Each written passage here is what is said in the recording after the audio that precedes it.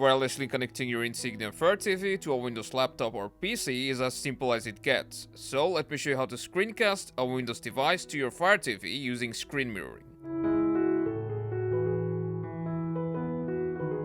Before we start, it's better to connect both the devices to the same Wi-Fi for better connectivity.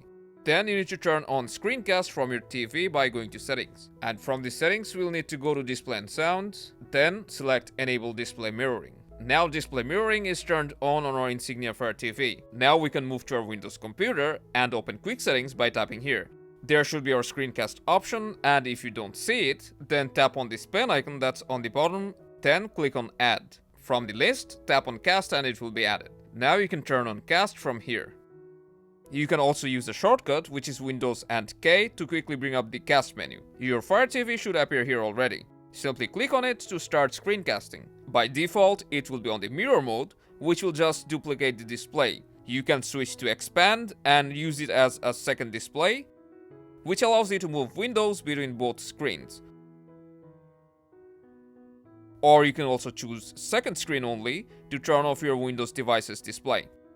You can adjust more advanced settings by going to Display Settings and selecting the second display.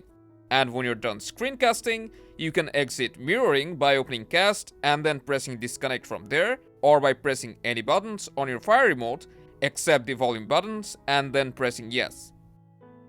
So that's how simple it is to screen mirror your Windows device to an Insignia Fire TV. Make sure to stay tuned for more and I'll see you around.